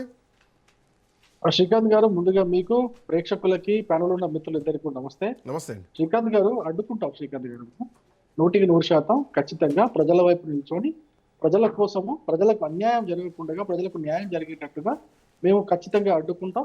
ఈ ప్రభుత్వం యొక్క ఇల్లు గూలగొట్టకుండా అడ్డుకుంటాం, వాళ్ళకు ఆల్టర్నేట్ చూపించకుంటే 100% ఈ యొక్క ప్రాజెక్టు ముందుకు పోయే ముందు అక్కడ ఈ ప్రాజెక్టు వల్ల జరిగే నష్టం, ప్రజలకు జరిగే నష్టం, ఆ బాధితులు ఎంతమంది అయితే ఉన్నారో వాళ్ళందరి తరపున వాళ్ళందరికీ న్యాయం జరిగేంత వరకు ఈ ప్రాజెక్టు అసలు స్టార్ట్ కానివ్వదు. దాంట్లో ఎటువంటి డౌట్ లేదు. ఇదొక పాయింట్. రెండో పాయింట్ శ్రీకాంత్ గారు, గుర్తుపెట్టుకోండి. మూసీని పొల్యూషన్ తో ఏదైతే కమ్ముకొని ఉందో, అంటే మూసీ ఏదైతే పొల్యూషన్ తో ఉందో ఆ పొల్యూషన్ ని తీసేయడానికి కేంద్ర ప్రభుత్వం తరఫున మేము ఇంత సహాయం చేయాలో, ఎన్ని వేల కోట్లు కావాలో వీలైనన్ని కోట్లు మేము ఇవ్వడానికి సిద్ధంగా ఉన్నాం. 2 విషయాలు గుర్తుపెట్టుకోండి శ్రీకాంత్ గారు, చాలా బాధ్యతతో మాట్లాడుతున్నాయి. ఒకటి, మూసీలో పొల్యూషన్ రాకుండా ఆపడానికి దానికి కావాల్సినటువంటి ఎస్టీపీలు కావచ్చు, ఆ మురుగుని పక్కకు తప్పియడం కావచ్చు, దీనికి కావాల్సిన ఖర్చు అంతా కూడా కేంద్రం నుంచి ఎంత తీసుకొని రావాలో తీసుకొచ్చే ప్రయత్నం ఒకటి చేస్తాం. రెండోది ఏంటంటే ఎట్టి పరిస్థితుల్లో బాధితులు ఎవరైతే ఉన్నారో బాధితులకు ఎక్కడ కూడా అన్యాయం జరగకుండా వాళ్ళ వెంట ఉండి ప్రభుత్వాన్ని అడుగడుగున అడ్డం పడతాం, ప్రభుత్వాన్ని ప్రశ్నిస్తాం. ఇందులో ఎటువంటి డౌట్ లేదు. ప్రభుత్వం ఏ విధంగా అయితే నియంతృత్వంగా వాళ్ళ సొంత నిర్ణయాలతో పోవాలనుకుంటుందో, ప్రజల పక్షాన్ని కనీసం కూడా కన్సిడర్ చేయకుండా ఏ విధంగా అయితే ముందుకు పోవాలనుకుంటుందో ఆ ధోరణిని మాకు మళ్ళీ కేసీఆర్ గారి నియంతృత్వం గుర్తుకొచ్చేలా చేస్తున్నారు. అటువంటి ధోరణిని మేము అడ్డుకుంటాం. మేము ఖచ్చితంగా ప్రశ్నిస్తాం, ప్రజలతో కలిసి నడుస్తాం. అంటే కేసీఆర్ ఈ విషయం- విషయంలో ఒకటే నిర్ణయం తీసుకున్నారు. దాని మీద ఒక కమిటీ వేస్తే ఆ కమిటీ దరిదాపు 4 లక్షల మంది వరకు నిరాశ్రయులయ్యేటువంటి పరిస్థితి ఉంది. దీన్ని మొదలు పెడితే అంటే లేదు ఇమీడియట్ దాన్ని ఆపేసేయండి అని చెప్పేసి దాని ప్లేస్ లో ఒక ఆల్టర్నేట్ రూట్ కి వచ్చారు. బట్ ఈ ప్రభుత్వం ఆల్టర్నేట్ కాకుండా ఒక్కొక్క స్ట్రైట్ ఒక చిన్న ఫార్వర్డ్ ఇన్ఫర్మేషన్, నేను ఒక చిన్న ఇన్ఫర్మేషన్ చెప్తాను శ్రీకాంత్ గారు, మీకు కూడా ఉండే ఉంటుంది డేటా. ఈ హైదరాబాద్ నగరంలో దాదాపు 3,000కు పైగా బస్తీలు ఉన్నాయి. 3,000కు పైగా బస్తీల్లో దాదాపు 500కు పైగా బస్తీలు కేవలం ఈ మూసి పరివాహకంలో ఉన్నాయి. మూసి కానుకొని ఉన్నాయి. అది 50 మీటర్ల బఫర్ జోన్ లెక్కేసుకుంటే 50 మీటర్ల బఫర్ జోన్ ఉన్నాయి. ఈ 3,000 బస్తీలలో 500 పైగా బస్తీలు అక్కడ ఉన్నాయి. కొన్ని వేల లక్షల మంది ఈ బస్తీలో నివసిస్తున్నారు. హైదరాబాద్ ఒక రకంగా ఆ మూసికి అటుపక్క కానీ ఇటుపక్క కానీ అభివృద్ధి చెందిందంటే ఆ మూసి పరివాహకంలో నివసిస్తున్నటువంటి ఎన్నో దశాబ్దాల క్రితం వచ్చి అక్కడ స్థిరపడి అక్కడ వ్యాపారాలు చేసుకుంటూ ఉద్యోగాలు చేసుకుంటూ అక్కడ నుంచి ప్రజలు ఇక్కడ ఈ ప్రాంతానికి రావడం వలన హైదరాబాద్ అభివృద్ధి జరిగిందనేది ఇది ఎవ్వరు కూడా కాదనలేని నిజం. అటువంటి మూసికి మీరు మూసిలో నివసిస్తున్నటువంటి ప్రజలకు న్యాయం జరగకుండా ఊరికేనే వాళ్ళని ఖాళీ చేసేస్తాం, భూములన్నీ కూడా ఆక్యుపై చేసేసుకుంటాం అంటే ఊరుకునేది. ముందుగా శరణ్ కౌశిక్ గారు చాలా మంచి విషయం చెప్పారు చివర్లో. మూసి చివర్లో ఉన్నటువంటి ఊర్లలో పిల్లని కూడా ఇస్తలేరు. మట్టితో కుండను తయారు చేస్తే కుండ కూడా విషపూరితం అవుతుంది, తాటికల్లు కూడా విషపూరితం అవుతుంది, ఇంకా రకరకాలుగా చెప్పారు. ఎస్, దానికి పరిష్కారం ఏంటి? దానికి పరిష్కారము అక్కడ అందులో ఉన్న మురుగుని మనం సాఫ్ చేయాలా, అందులో చేరుతున్న మురుగు నీటిని చేరకుండా మనం ఎటువంటి నిర్ణయాలు తీసుకోవాలి అదే తీసుకోవాలి. దాని తర్వాత మీరు గాంధీ విగ్రహం కట్టండి, దాని తర్వాత మీరు ఇంకేదైనా చేస్తారా, బ్యూటిఫికేషన్ చేస్తారా, అవన్నీ చేయండి. ముందు దాంట్లో మురుగు పారకుండా చూడండి. మీరు భూములపైన ఎందుకు ఉండాలి? ముందు చేయాల్సిన ప్రాధాన్యత క్రమం ఏ విధంగా ఉండాలండి? ప్రాధాన్యత క్రమం ఏ విధంగా ఉండాలి? మూసీలో మురుగు చేరకూడదు, మూసీలో మంచినీరు ప్రవహించాలి. ముందు అంటే ఎందుకు భూముల మీద ఎందుకు పడ్డారంటున్నారు? భారతీయ జనతా పార్టీ ఎందుకు పదే రియల్ ఎస్టేట్ అన్న మాట వస్తుంది, ఇక్కడ అభివృద్ధి కనిపిస్తుంది కదా. మీరు సబర్మతి రివర్ ఫ్రంట్ చేయంగా లేంది, కాంగ్రెస్ పార్టీ అధికారంలోకి వచ్చిన తర్వాత మూసీ రివర్ ఫ్రంట్ చేపడితే వచ్చేటువంటి నష్టం ఏంది? బాధితుల గురించి ప్రభుత్వం చూసుకుంటుంది కదా. మొన్న ముఖ్యమంత్రి కూడా అన్నారు మాట, మీరు అనవసరంగా ప్రతిపక్ష నాయకుల దగ్గర పోకండి, వాళ్ళు రాజకీయం చేస్తారు, ఏదైనా ఉంటే నేరుగా ముఖ్యమంత్రిగా నాకు చెప్పండి, నేను ఖచ్చితంగా దానికి సొల్యూషన్ ఇస్తా, ఏదైనా ప్రభుత్వమే సొల్యూషన్ ఇస్తే అని చెప్పేసి ముఖ్యమంత్రి చేసిన కామెంట్. సరే, నేను సొల్యూషన్ గురించి మాట్లాడుతాను శ్రీకాంత్ గారు. మధు పార్క్ రిడ్జ్ గురించి మాట్లాడుతూ 6 ఎకరాల 7 ఎకరాల భూమి ఇస్తాము ప్లస్ కట్టుకోవడానికి డబ్బులు ఇస్తాం అన్నట్టుగా ముఖ్యమంత్రి గారు మాట్లాడారు. అట్లాంటి సొసైటీలు కొన్ని 100 సొసైటీలు ఉన్నాయి మూసిని అనుకోని. అన్నిటికి ఇస్తారా? పాసిబుల్ అవుతుందా? ఎక్కడి నుంచి భూమి తెచ్చిస్తారు? ఉన్న భూములన్నీ కూడా అమ్ముకొని ప్రభుత్వ ఖజానాలో డబ్బు సొమ్ము చేసుకోవడానికే ప్రయత్నం చేస్తున్నారు. కానీ అంటే అంతకుముందు కేసీఆర్ గారు కూడా అదే పని చేస్తున్నారు, ఇప్పుడున్న రేవంత్ రెడ్డి గారు కూడా అదే పని చేస్తున్నారు కదా. భూములు అమ్ముతున్నారు కదా, ఉన్న భూములను అమ్ముతున్నారు. యూనివర్సిటీస్ భూములను కూడా అక్రమంగా దోచేసుకొని అమ్మేసి ప్రభుత్వం ఆదాయం కోసం చూస్తున్నారు, ప్లస్ వాళ్ళ కమిషన్ల కోసం చూస్తున్నారు. ఇప్పుడు ఓన్లీ మధు పార్క్ కోసం 7 ఎకరాల భూమి అంటే కొన్ని 400 సొసైటీలు ఉన్నాయి, అక్కడ అపార్ట్మెంట్లు ఉన్నాయి. వాళ్ళందరికీ ఎన్ని ఎకరాల భూమి, ఎన్ని వందల ఎకరాల భూములు ఇవ్వాల్సి ఉంటుంది? హైదరాబాద్ లో అన్ని 100 ఎకరాల భూమి అవైలబుల్ ఉన్నదా? అవైలబుల్ ఉంటే అన్ని, ఒకవేళ అవైలబుల్ ఉన్నా కూడా వాళ్ళ బాధితుల యొక్క కాన్సెంట్ లేకుండా మీరు అక్కడి నుంచి వాళ్ళని తరలించగలరా? వాళ్ళు కోర్టుకు పోతే కోర్టు దీనికి ఒప్పుకుంటుందా? ఏ ల్యాండ్ యాక్విజిషన్ స్కీమ్ ఏదైతే చట్టం ఉన్నదో ఆ చట్టం ప్రకారం కూడా కోర్టు యాక్సెప్ట్ చేయదు కదండి. ఏ విధంగా చేస్తుంది కోర్టు? అసలు ఆ స్కీమ్ ప్రకారం కూడా, ఆ చట్టం ప్రకారం కూడా చేయదు. అయితే ఇంకో విషయం కూడా చెప్తున్నా. మీరు ఏదైతే ఈ మధు పార్క్ రిడ్జ్ లాంటి కాలనీస్, ఒక అపార్ట్మెంట్సే కాకుండా కాలనీస్, విఘ్నేశ్వర కాలనీ అని చెప్పేసి ఉన్నారు. మేము పోయింటాం అక్కడ విఘ్నేశ్వర కాలనీ 170 ఇళ్ళు ఉన్నాయి. 170 ఇళ్ళకు కూడా మొత్తం కాలనీలే మేము ఆక్యుపై చేయడానికి ప్రయత్నం చేస్తున్నాం. మేము ఒకటే ప్రశ్న శ్రీకాంత్ గారు, అందరూ అన్ని మాట్లాడారు, బీఆర్ఎస్ పార్టీ వాళ్ళు మాట్లాడారు, కాంగ్రెస్ పార్టీ వాళ్ళు మాట్లాడారు. మేము ఒకటే చెప్తున్నాం, మీ యొక్క ప్రయత్నం సక్సెస్ కావాలి అంటే మీరు నీతిగా నిజాయితీగా మూసిని ముందు ప్రక్షాళన చేయండి. మూసిలో మురుగుని ముందు మీరు క్లీన్ చేయండి. మీ ప్రశ్న దగ్గర నుంచి మీరు ఒక్క ప్రశ్న అడిగారు, సబర్మతి గురించి మాట్లాడు, మళ్ళీ మాట్లాడుతారు సబర్మతి రివర్ గురించి మాట్లాడుతారు. సబర్మతి రివర్ ఫ్రంట్ గురించి విషయాలు అసలు తెలియదు వీళ్ళకి. సబర్మతి రివర్ ఫ్రంట్ 2005లో స్టార్ట్ అయింది. 2005లో 4 ఫేజ్ల కింద స్టార్ట్ అయింది. 4వ ఫేజ్ గిఫ్ట్ సిటీ. ఇప్పుడు 4వ ఫేజ్ ఇప్పుడు స్టార్ట్ అయింది వరకు 2026లో స్టార్ట్ అయింది 4వ ఫేజ్ వరకు గిఫ్ట్ సిటీ దాకా. ఆ గిఫ్ట్ సిటీ కూడా దేనికి? ఈ సబర్మతి రివర్ ఫ్రంట్ అనే project self financing project. Self financing, ఎక్కడి నుంచి అప్పులు తేలే, ఎక్కడి నుంచి కూడా ప్రభుత్వం డబ్బు పెట్టలే. సెల్ఫ్ ఫైనాన్సింగ్ ప్రాజెక్ట్ తో గిఫ్ట్ సిటీ అనే ఒక గిఫ్ట్ సిటీని ప్లాన్ చేసి అక్కడ ఎన్ఆర్ఎస్ కోసం అక్కడ ఉన్నటువంటి ల్యాండ్ ని వాళ్ళకి అప్పచెప్పి అక్కడ అంటే ల్యాండ్ ని వాళ్ళు కొనుక్కునే విధంగా చేసి ఇక్కడ వాళ్ళు ఇన్వెస్ట్ చేసే విధంగా చేసి ఈ ప్రాజెక్ట్ కి ఫైనాన్స్ చేసుకుంటున్నారు. అటువంటి స్కీమ్ ఇది. 2005లో మొట్టమొదటి ఎప్పుడైతే ఈ ప్రాజెక్ట్ సబర్మతి ప్రాజెక్ట్ స్టార్ట్ అయిందో 2,500 కోట్లతో స్టార్ట్ అయింది. కేవలం 2,500 కోట్లతో స్టార్ట్ అయింది. మొట్టమొదటి ఫేజ్ ఏం చేశారంటే సబర్మతి నదిని మొత్తం క్లీన్ చేశారు. రెండో ఫేజ్ లో ఏం చేశారంటే ఈ యొక్క బఫర్ జోన్స్ కావచ్చు, ఎఫ్డిఎల్స్ ఇవన్నిటిని కూడా నిర్ధారించారు. రెండో ఫేజ్ లో నిర్ధారించి అక్కడ ఉన్నటువంటి బస్తీలు కావచ్చు, లేకపోతే ఎవరైతే వచ్చి అక్కడ గుడిసెలు వేసుకున్నారో వాళ్ళందరికీ కూడా నష్టపరిహారం ఇచ్చి వాళ్ళకు పక్కన దాని దగ్గరలోనే అపార్ట్మెంట్లు కట్టి ఆ అపార్ట్మెంట్లో వాళ్ళందరినీ పంపించింది. రెండో ఫేజ్ లో జరిగింది. మూడో ఫేజ్ లో అభివృద్ధి కార్యక్రమాలు జరిగినాయి. ఈ అభివృద్ధి కార్యక్రమాలు జరిగిన తర్వాత ఇప్పుడు 4వ ఫేజ్ లో లాస్ట్ స్ట్రెచ్ ఉన్నది. ఆ లాస్ట్ స్ట్రెచ్ లో గిఫ్ట్ సిటీ 20 సంవత్సరాలు సార్. 20 సంవత్సరాల్లో ఇప్పటి వరకు వీళ్ళు సబర్మతి రివర్ ఫ్రంట్ కోసం ప్రభుత్వం ఖర్చు పెట్టింది కేవలం మొదటి ఫేజ్ లో 4,000 కోట్ల రూపాయలు, రెండో ఫేజ్ లో 1,250 కోట్ల రూపాయలు, మూడో ఫేజ్ లో 1,000 చిల్లర కోట్ల రూపాయలు. మొత్తం ఖర్చు చేసింది 5,000 కోట్ల రూపాయలు. మిగతా అంతా కూడా సెల్ఫ్ ఫైనాన్స్. ఆ ప్రాజెక్టు సెల్ఫ్ ఫైనాన్స్ చేసుకుంటాం. ఇట్లా ప్లాన్ చేయాలి. ఇది ప్లాన్ చేయాలి. సబర్మతి గురించి మాట్లాడేటప్పుడు దాని గురించి పూర్తి విషయాలు తెలుసుకొని మాట్లాడితే బాగుంటుంది అని కూడా నేను వీళ్ళకి విజ్ఞప్తి నా దృష్టిలో 1 సెకండ్ రవికుమార్ గారు, 1 సెకండ్ కౌశిక్ గారు, ఫస్ట్ మూసీ నది ప్రక్షాళన చేయాలంటే దాని సుందరీకరణ కంటే ముందు నదిలో పారేటువంటి నీళ్ళలో కలిసేటువంటి వ్యర్థాలు రాకుండా చూడాలి. ఫార్మర్ నుంచి వచ్చేటువంటి వ్యర్థాలు మొత్తం దాంట్లోకి పోతాయి. వికారాబాద్ నుంచి వచ్చేటువంటి వాటిని ఆపుతున్నారా, అది కూడా దాంట్లోకి వస్తుంది. హైదరాబాద్లో ఉన్నటువంటి డ్రైనేజ్ వాటర్ మొత్తం కూడా దాంట్లోకే పోతున్నాయి. వీటికి సంబంధించి నాకు తెలిసి మూసీ నదిలో ఒక 70 నుంచి 80 టీఎంసీల నీటి ప్రవాహం రెగ్యులర్గా నడుస్తూ ఉంటుంది. అంటే nothing but Nagarjuna Sagar left కెనాల్లో ఎంత వరద ఉంటుందో సో అంతటి స్థాయి వరద మూసీ నదిలో ఈ ప్రయాణం నడుస్తూ ఉంటుంది. దాన్ని మీరు ప్రక్షాళన చేయకుండా, దాన్ని క్లీన్ చేయకుండా, ఆ వాసన రాకుండా ఉండకుండా, దోమలు లేకుండా ఇవన్నీ వదిలేసి డైరెక్ట్గా ఫైనల్ స్టేజ్కి వెళ్ళిపోతున్నారు. ఇండ్లను కూలగొడుతున్నారు, ప్రజల్ని ఇబ్బందులు పెడుతున్నారు, భయభ్రాంతులకు గురి చేస్తున్నారు. కనీసం వాళ్ళకు ఒకరు భరోసా కూడా ఇచ్చేటువంటి పరిస్థితి లేదు. సో ఎట్లా చూస్తున్నారు ఈ పాయింట్ని? ఇక్కడ చాలా స్పష్టంగా ఏంటంటే బీఆర్ఎస్ అయినా భారతీయ జనతా పార్టీ ఏంటంటే సోషల్ మీడియా వేదిక దీన్ని అడ్డుకునే ప్రయత్నం. ఎందుకంటే సబర్మతి రివర్ అప్పుడు 10,000 కుటుంబాల నుంచి 60,000 కుటుంబాలు ఖాళీ చేశారు. 22 కిలోమీటర్లు ప్రక్షాళన చేశారు. ఆగారు సార్, 60,000 మంది, 10,000 కుటుంబాలు, 60,000 ఆగాల. మీరు ఇక మీకు ఒక్కరికే తెలిసి ఎవరికి తెలియదు మాట్లాడద్దు దయచేసి. మీరు మూసికి ఎన్ని నిధులు ఇస్తారో ఫస్ట్ భారతీయ జనతా పార్టీ చెప్పండి. మరి మీ సాయం ఏంది నాకు అర్థం కాకడతా. మీరు సబర్మతి చేసుకోవచ్చు, గంగానది చేసుకోవచ్చు, యమునానది చేస్తే చెప్పొచ్చు. మేము మూసి చేస్తే మీకు వచ్చిన నష్టం ఏంది? ఆగండి, మన వరదలు వచ్చినాయి. ఆగండి 15,000 కోట్ల రూపాయలు. ఆగి సార్ ఆపాల, మీరు మాట్లాడతాం, మీరు అలా ఆపేసేపు ఆపండి.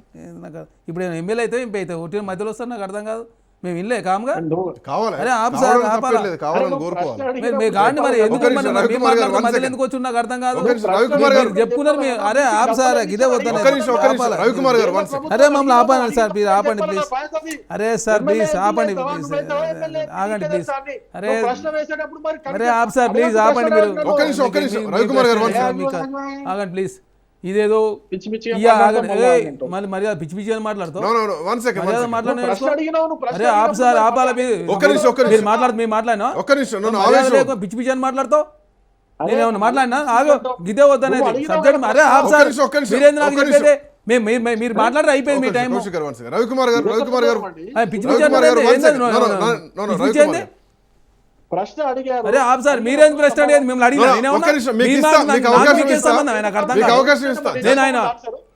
శ్రీకాంత్ గారితో మాట్లాడు, మీ ఇద్దరు మాట్లాడు, మీకేం సంబంధం? రవికుమార్ గారు లేకపోతే రాకు. మీరు లేవనెత్తిన ప్రశ్ననే నేను అడిగిన. అసలు బ్యూటిఫికేషన్ చేయకుండా, బ్యూటిఫికేషన్ మీన్స్ దాన్ని ప్రక్షాళన చేయకుండా, మురుగునీరు రాకుండా, వాటిని శుద్ధి చేయకుండా, ఎస్టీపీలు పెట్టకుండా డైరెక్ట్గా ఫైనల్ స్టేజ్కి వెళ్ళిపోయి ఇండ్లెందుకు గులగొడుతున్నారు, ఎందుకు భయభ్రాంతులకు గురి చేస్తున్నారు, అడ్డుకుంటామని మీరు అంటున్నారు, ఎందుకు గులగొడుతున్నారు అని చెప్పేసి మేము అడుగుతున్నాం. సార్ ఇక్కడ దయచేసి తెలంగాణ సమాజాన్ని తప్పుదారి పడిచే ప్రయత్నం Bharatiya Janata party BRS party చేస్తాం. మొన్న విశ్వేశ్వరరెడ్డి గారు ఏం చెప్పారు? విశ్వేశ్వరరెడ్డి ఏ పార్టీ సభ్యుడు ఆయన? ఏ పార్టీ సభ్యుడు? భారతీయ జనతా పార్టీ లేకపోతే బీఆర్ఎస్ పార్టీ లేకపోతే కాంగ్రెస్ పార్టీ? ఏం చెప్పిండు? స్వాగతించండి కదా. ఇది రవికుమార్ గారు వైఖరా లేకపోతే భారతీయ జనతా పార్టీ వైఖరా? నాకు అర్థం కాకడతా. సార్ ఇంకోటి, అసలు మూసీ సంబంధించి ఎన్ని రోజులైంది స్టార్ట్ అయ్యి? ఎన్ని దేశాలు తిరిగిరు? సౌత్ కొరియా కానీ మొదలు పెడితే, గుజరాత్ కానీ మొదలు పెడితే ఎన్ని రాష్ట్రాలు తిరిగిరు? అంటే మీకు భారతీయ జనతా పార్టీకి నోటికి వచ్చినట్టు మాట్లాడితే అయిపోతా? అరే కొంచెం అర్థం ఉండి. ఇప్పుడు మీరు చూస్తూ ఉన్నారు సార్, మొన్న ఖమ్మంలో ఇష్యూ అయింది భూదాన్ బోర్డులకు సంబంధించి.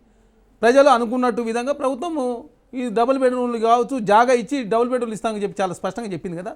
మాది ప్రజాప్రభుత్వం లేదు, మేము వినకుండా కొట్టిన వేగం మేము ముందుకు పోతారు. దయచేసి ఏంటంటే ప్రతిదాన్ని రాజకీయం చేసే ప్రయత్నంలో భారతీయ జనతా పార్టీ ముందు. అసలు మీరు హైదరాబాద్కి ఎన్ని నిధులు ఇచ్చారు, తెలంగాణకి ఎన్ని నిధులు ఇచ్చారు, మూసికి మేము ఇన్ని నిధులు ఇస్తున్నాం, మరి అందరం కలిసి పరిహారం ఇస్తామని చెప్పి మాట్లాడచ్చు కదా. ఒక రూపాయి అనాపాస ఇవ్వకుండా మీరేదో మాకేదో మేలు చేస్తున్నట్టు మీరు అడ్డుకుంటాడు. ఏం అడ్డుకుంటారు? మీరు అడుగుకుంటే ఆగుతుందా? ఖచ్- మీరు అడుగుకుంటే ఆగుతుంది నూటికి అనుకుంటా. నూరు మీరు శాతం ఏమన్నా- ఉంటుంది. మీకు అంత లేదు దయచేసి. నూటికి అందుకే నూరు శాతం భారతీయ జనతా పార్టీ ఒకనాడు ఉంటుంది. హైదరాబాద్ ఎట్టుండేదంటే ఎప్పుడు సెకండ్ ప్లేస్ వచ్చేది. మొన్న 23 ఎలక్షన్ అన్ని స్థానాల్లో థర్డ్. రాజా సింగ్ గారు తప్ప సికింద్రాబాద్ ఒక నిమిషం, తీసుకుంటారా, రవికుమార్. ముషిరాబాద్ తీసుకుంటారా, కంటోన్మెంట్ ఏ అసెంబ్లీ No, no, no, స్థానం చూసినా పార్టీల కాంగ్రెస్ విషయం, పరిస్థితి పార్టీల ఉంది. విషయం కాబట్టి వదిలేద్దాం. దయచేసి పార్టీల విషయం ఏంటంటే వదిలేద్దాం. సార్ కాంగ్రెస్ పార్టీ మేము గుర్తుపెట్టుకోవాలి. ఇందిరమ్మ ఇల్లు ఇచ్చిన వాళ్ళు ఇల్లు కూలగొట్టాలనే మాకేమైనా దురుద్దేశం ఉందా? మాకేమైనా దాన్ని ప్రక్షాళన చేసే క్రమంలో ఆల్రెడీ హైకోర్టు సంబంధించి 100 ఎకరాల్లో ఆల్రెడీ అదే అగ్రికల్చర్ అంటే ఏమంటున్నారంటే మీకు దురుద్దేశం ఏమి ఉండకపోవచ్చు, బట్ ఇందాక బాధితులే మాట్లాడారు, మీరు లైవ్ లో సార్, చూశారు. ఇప్పుడు వాళ్ళు ఏమంటున్నారు, మూసీ పేరుతోటి రియల్ ఎస్టేట్ వ్యాపారం చేసే కుట్ర జరుగుతుంది, మా ఇండ్లు ఖాళీ చేసి ఈ భూముల వెనకాల కార్పొరేట్ శక్తులు వచ్చేటువంటి ప్రయత్నాలు జరుగుతున్నాయి, ఎస్టీపీలు ఎందుకు పెట్టట్లేదు, నీళ్ళని శుభ్రపరచాల్సింది పోయి ఇండ్లను ఎందుకు గూలుస్తున్నారు అని చెప్పేసి వాళ్ళు చెప్తున్నారు. సార్, ఇప్పుడు కాదు, దయచేసి 1992లో అప్పుడు 9 మీటర్ల బఫర్ జోను ఆ తర్వాత 50 మీటర్లకు పెంచారు.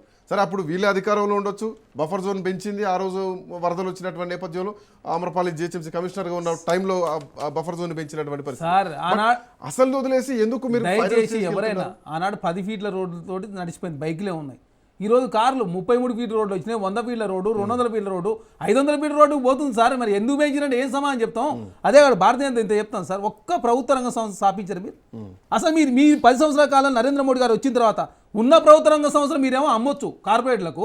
5 లక్షల ప్రైవేట్, అదేవిధంగా 5 లక్షల కోట్ల రూపాయలకు సంబంధించినటువంటి ప్రభుత్వ రంగ సంస్థల్లో అప్పనంగా మాత్రం మీది అదాని అంబానీ మాత్రం అమ్మొచ్చు. మీరు మాత్రం ఒక ప్రభుత్వ రంగ సంస్థ నెలకొల్పుకోగా అటు అడవులు కూడా లాస్ట్ మీరు మణిపూర్లో ఏం జరిగింది? అడవులను ప్రైవేట్ వ్యక్తులు దారాదత్తం చేస్తే కదా పంచాయతీ అయింది. మీరు అడవులన్నీ దత్తం చేసిన ప్రయత్నం మీరు చేస్తూ మీరు హైదరాబాద్లో ఈ 10 వాజ్పేయి గారు ప్రధానమంత్రి ఉన్నప్పుడు కానీ అదేవిధంగా నరేంద్ర మోడీ ప్రధానమంత్రి అయిన తర్వాత హైదరాబాద్ ఒక్క కేంద్ర ప్రభుత్వ రంగ సంస్థ కూడా హైదరాబాద్ తీసుకురాలి. మీరు ఏ చేసిన నాడు ఇందిరాగాంధీ గారు, రాజీవ్ గాంధీ గారు కాంగ్రెస్ ప్రభుత్వానికి సంబంధించినట్టు హైదరాబాద్ మొత్తం ఏ ప్రభుత్వ రంగ సంస్థ అయినా కేంద్ర ప్రభుత్వానికి సంబంధించి ఈ రోజు రక్షణ శాఖ భూములు కూడా అవి కూడా మాయే. ఆనాడు కాంగ్రెస్ ప్రభుత్వాలు ఇచ్చినటువంటి రక్షణ శాఖ భూములు కూడా ఆనాడు కాంగ్రెస్ ఇప్పుడు ఇల్లు కూడా మీరు ఇచ్చిన ఇళ్లకు సంబంధించి దయచేసి సార్ 1000 మంది ప్రయాణం కోసం 2004 ఆ టైంలో ఇచ్చినటువంటి దయచేసి 1000 మంది ప్రయాణం కోసం కొంతమందికి ఇబ్బంది అయితే ఆ ఇబ్బంది అయ్యే వ్యక్తులకు సంబంధించి పరిహారం ఇచ్చే ప్రయత్నంలో ప్రభుత్వం ఎవరిని కూడా మేము నెగ్లెక్ట్ చేస్తలేము. దయచేసి మాకు సొంత ఎజెండా లేదు, రియల్ ఎస్టేట్ వ్యాపారం లేదు, ఇంకా ఇదే చేసారు. కొడంగల్ గదే అన్నారు, మనం నాగరికల్ ఇష్యూలో గదే మాట్లాడారు, మొన్న ఖమ్మంలో అదే ఏంది ప్రతిదాని. ఇంకోటి సార్, ఇల్లు పాలసీ ఎంత తీసుకొచ్చినాం మేము? హిల్డీ పాలసీ తీసుకొచ్చి హైదరాబాద్లో ఔటర్ రింగ్ రోడ్ లోపల ఉన్నటువంటి కంపెనీలను ఖాళీ చేస్తే ఈ మూసీ కావచ్చు హైదరాబాద్ ప్రజలకు కాలుష్య రహితంగా మార్చే ప్రయత్నం మీ హిల్డీ పాలసీ ముందుకు పోతే ఒక 4 లక్షల కోట్లు, ఇంకొక 5 లక్షల కోట్లు అవినీతి జరిగిందని చెప్పి పెద్ద ఎత్తున ఆరోపణ చేసి ఏమైంది మరి ఆరోపణలు? ఒక్కలా నిరూపించినా మీరు? అంటే హిల్డీ పాలసీ తీసుకొచ్చినా మీకు ప్రమాదమే, అదే RRR తీసుకొచ్చినా మీకు ప్రమాదమే, 4 సీట్ నిర్మాణం చేస్తారా మీరు వ్యతిరేకిస్తారా? మూసీ గురించి మాట్లాడదాం. మీరు ఫ్యాక్టరీ నుంచి వచ్చేటువంటి వ్యర్థాల విషయంలో ఇప్పటివరకు కాంగ్రెస్ పార్టీ ప్రభుత్వం తీసుకున్నటువంటి నిర్ణయాలు ఏంటి? హైదరాబాద్ సంబంధించినటువంటి డ్రైనేజ్ విషయంలో, మాస్టర్ ప్లాన్ విషయంలో ప్రభుత్వం తీసుకున్నటువంటి నిర్ణయాలు ఏంటి? వరదలు వచ్చినప్పుడు హైదరాబాద్లో, ఇప్పుడు నెక్స్ట్ మనలో వచ్చేది వరదల సీజనే, వరదలు వచ్చినప్పుడు హైదరాబాద్లో వరదలు రాకుండా, మనుషులు కొట్టుకోపోకుండా, మ్యాన్ హోల్స్ తెరవకుండా వాటి విషయంలో, మాస్టర్ ప్లాన్ విషయంలో ప్రభుత్వం తీసుకున్నటువంటి నిర్ణయాలు ఏంటి? ఏమనంటే కూల్ చేస్తానంటున్నారు తప్ప దానికి సంబంధించినటువంటి ఆల్టర్నేట్ ఎందుకు చూడట్లేదు ప్రభుత్వాలు? 2050 మాస్టర్ ప్లాన్ తీసుకొచ్చి ప్యూర్ వేరే అని చెప్పి ఎందుకు విభజించుకున్నాం? తెలంగాణ 3 విభాగాలు విభజించుకొని 24 అర్బన్ అథారిటీలు ఏర్పాటు చేసుకొని హైదరాబాద్ తీసుకొచ్చి చెరువులు రాక్షసులు కాపాడే ప్రయత్నం చేస్తూ నాలాలను విస్తరించే ప్రయత్నంలో ప్రభుత్వం ముందుకు పోతా ఉంది. ఇదేదో మేము మూసీ ఒకరోజు తీసుకొచ్చినట్టు మూసీ ప్రాంతాలు విజిట్ చేసిన తర్వాత, విదేశాలకు పోయి వచ్చిన తర్వాత, చాలా నదులను విజిట్ చేసిన తర్వాత, మాస్టర్ ప్లాన్లను చాలా చూసిన తర్వాత ప్రభుత్వం ముందు మీ మొత్తం ప్రాజెక్ట్ ఇప్పుడు చేసేది 5,000 కోట్లు, 1,50,000 కోట్లు. 1,50,000 కోట్లు ఎక్కడ పెట్టినాం మేము? ఏడీబీ రుణం ఇస్తా ఉంది, కేంద్రం 3,600 కోట్ల రూపాయలు సాయం చేసేది, ప్రత్యేక ఒక ఏదో ప్యాకేజ్. ఆ ప్యాకేజ్ 1,50,000 కోట్లు ఎక్కడి నుంచి 5,000 కోట్లు 1,50,000 కోట్లని ప్రచారం చేసేట్లా. ఇంకోటి మీరు మాత్రం ఏది టెంపుల్ సీట్ కట్టుకోవచ్చు గుజరాత్లో, కానీ మీకు 4 సీట్ నిర్మాణం చేస్తారే. 4 సీట్ నిర్మాణం ఎట్లా చేస్తారు? 20,000 ఎకరాలు ఉంది సార్ అక్కడ. ఇక్కడ ఎంతమంది భూములు పోతే అందరికి భూములు ఇస్తారు. అరే ఉద్యమకారుల ఆకాంక్ష కోసం కూడా ఇప్పుడు రీసెంట్గా కమిటీ ఏర్పాటు చేయబోతా ఉన్నారు. మేము మేనిఫెస్టోలో పెట్టిన ప్రతి అంశాన్ని పరిష్కరించే ప్రయత్నం ముందుకు పోతుంటే ప్రతిదాన్ని అడ్డుకునే ప్రయత్నం, మీకు పరిహారం సంబంధించి కావచ్చు, పోతున్న భూములకు సంబంధించి అందరం కలిసి భరోసా ఇద్దాం. ప్రతిపక్షం అధికార పక్షం అసెంబ్లీ చర్చ పెడదాం. అదే ఇప్పుడు అంటే వాళ్ళు కూడా బీఆర్ఎస్ పార్టీ ఏమంటున్నారు, మూసీ సుందరీకరణకు మేము వ్యతిరేకం కాదు, కానీ బ్యూటిఫికేషన్ పేరుతోటి లూటిఫికేషన్ చేస్తుంది, రియల్ ఎస్టేట్ వ్యాపారం చేయడానికి హెరిటేజ్గా ఉన్నటువంటి కట్టడాలను కూడా గూల్ చేస్తున్నారు అన్నదే ప్రధానంగా వినిపిస్తున్నటువంటి అంశం. బీఆర్ఎస్ పార్టీ రెస్పాన్స్, ఒకవేళ వాళ్ళు ప్రభుత్వం ప్రజలకు న్యాయం చేస్తే ఓకే కదా? నాకు ఒకటే ఒక ప్రశ్న ఉంది. కౌశిక్ గారు ఎంతసేపు గొంతు పెద్దగా చేసి మాట్లాడడం తప్ప సబ్జెక్ట్ ఏమైనా మాట్లాడుతున్నారా? నేను ఇప్పటి నుంచి వింటున్నా. నేను తను మాట్లాడుతున్నప్పుడు ఒక మాట తను మాట్లాడకుండా ఉన్నది ఎందుకంటే సబ్జెక్టుకు సంబంధించిన ఏముంది సబ్జెక్ట్ శ్రీకాంత్ గారు, మూసీ నది పారుతున్న నీటిలోకి వ్యర్థాలు వస్తున్నాయి, కొన్ని లక్షల లీటర్ల వస్తున్నాయి. ఈ వస్తున్న లీటర్లని ఎట్లా ఆపుతున్నారు మీరు, ఎట్లా డైవర్ట్ చేస్తున్నారు, దానికి ప్రత్యామ్నాయ మార్గాలు ఏం చేసినారు, ఏం చేసి ఇప్పుడు మూసీ మీద పడ్డారు, మూసీ మీద పడ్డారు, మరి జీవితాలు ఎందుకు ధ్వంసం చేస్తున్నారు, కుటుంబాలను ఎందుకు ధ్వంసం చేస్తున్నారు, మీరు డిపిఆర్ ఎందుకు పెట్టలేదు, డిపిఆర్ పెట్టి దానికి ఒక ప్రణాళికబద్ధంగా ముందుకు పోతున్నారా, వేటికి ప్రశ్నలకు సమాధానం లేదు. కానీ మేము అది చేస్తున్నాం, ఇది చేస్తున్నాం. ఇప్పుడు వెలుగుమట్ల అన్నారు, వెలుగుమట్లలో 813 ఇండ్లను కూల్చి 300 ఇళ్లకు పట్టాలు ఇస్తున్నారు. ఆ 300 ఇళ్లని కూడా ఎక్కడ ఇస్తున్నారు, అక్కడ ప్రాంతం కాకుండా వేరే దగ్గర ఇస్తారట. నువ్వు డబుల్ బెడ్రూమ్ ఇప్పుడు ఇక్కడున్న పార్క్ రిడ్జ్ వాళ్ళు కూడా, మధు పార్క్ వాళ్ళు కూడా మేము పోము, మాకు హెచ్ఎండిఏ ఇచ్చిన దాంట్లో భాగంగానే మేము ఉన్నామని చెప్పేసానంటే మీరందరూ మీకు అందరికి కేటాయిస్తామంటే మీరు అక్కడికి ఇవ్వండి అని చెప్పేసి అంటున్నారు వాళ్ళు. ప్రజలు అంటున్నారు, ప్రతిపక్షాలు కాదు. ఇందాక మీరు అన్నారు ప్రతిపక్షాలు మాట్లాడుతున్నాయి కాక, ఫస్ట్ ప్రజలు మాట్లాడిన తర్వాతే ప్రతిపక్షాలు దాన్ని గుర్తించి ఆ అంశాన్ని తీసుకొని మాట్లాడుతున్న పరిస్థితి ఉంది. అదేవిధంగా రియల్ ఎస్టేట్ వ్యాపారం చేస్తున్నారా చెయ్యట్లేదా, దీని పేరుతోనే మీరు ఏం చేస్తున్నారా అని చెప్పేసానంటే దానికి సమాధానం లేదు. మీరు 5 లక్షల కోట్ల రూపాయల హిల్ట్ పాలసీ ద్వారా దోచుకోవడానికి మీరు ప్రణాళిక వేసిందా వాస్తవం కాదా? ఈ దాదాపు 292 ఎకరాలు ఏవైతే మీరు కొట్టేయడానికి ప్లాన్ చేసింది వాస్తవం కాదా?